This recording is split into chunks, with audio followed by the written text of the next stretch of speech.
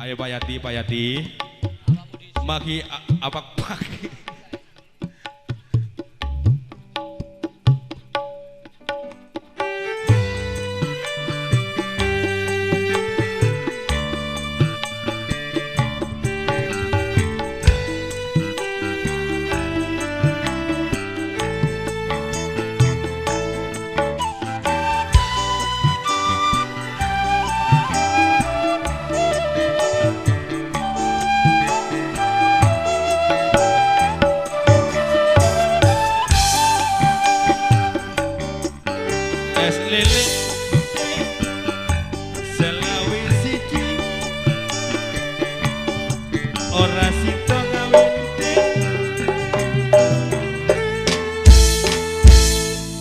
lilin dek selawe loro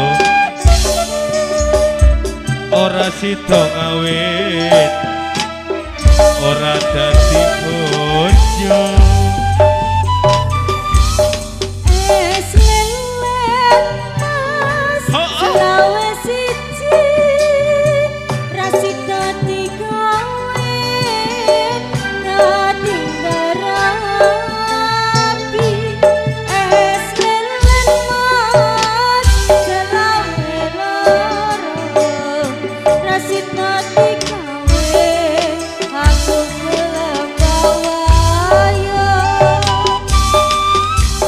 lilin dek selawe telu ora sida ngawin dek kowe jok melayu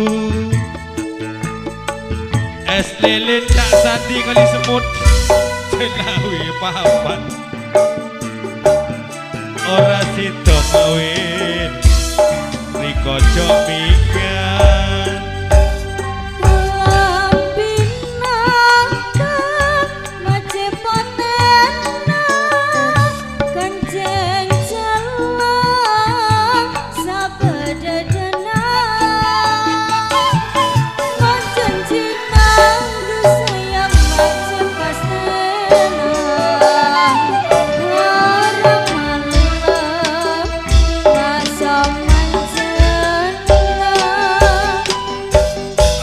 bening le mak somber mate kakebaya le mak pare besen mon keting reketin bence anake kebaya bitai mak bes abesen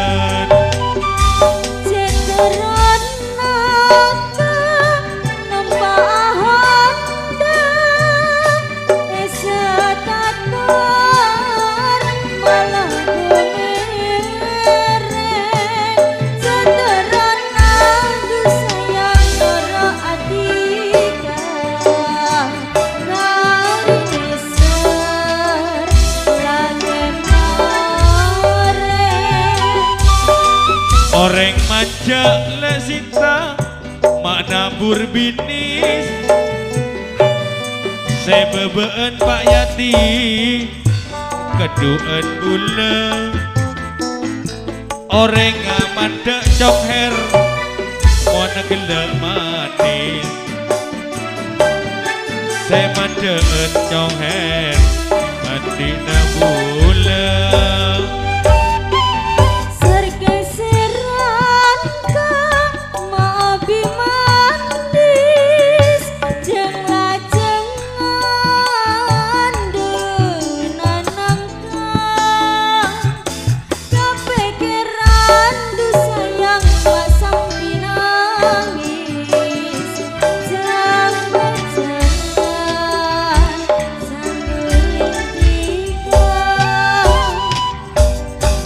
jemolek cinta jeledek berek tola tona angin dedenya mon ketemu sayang tika gelek cek tahun tika mapo sang bulan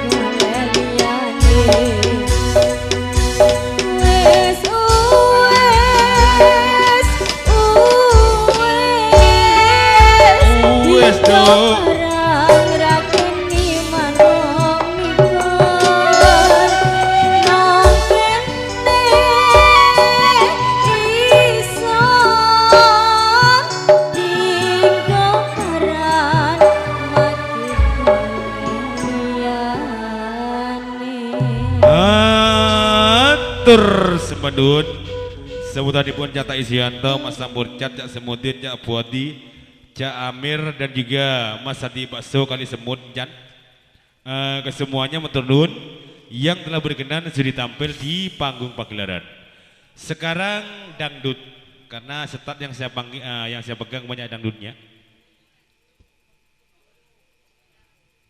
Yang terhormat yang bagian dangdut saya panggil Cak Usnan David kali semut dangdut. Bergabung juga di grup Sumberjo. Terutama sebagai saya panggil tuan rumah atau bintang tamu sebagai calon Jumat Legi di bulan Maulud. Siapa dia? Mas Irfan Rama Sumberjo, Mas Habibi Sumberjo, Cak Samin Mas Sair, kesemuanya Sumberjo. Sekalian bergabung di grup Boreng, Mas Yusuf Rama Boreng, Cak Sanusi Boreng, Cak Sanom Selo Gondang, Mas Hari Didik, Mas Eko Selo Gondang dan Pak Suwoto Bodang Padang Lumajang. Caca Irfan Rama Tuan Habibi, monggo Cak Usnan David, yo Cak Samin, Cak Sair, Caca Yusuf Rama, Cak Sanusi, Caca Sanom, Hari Didik dan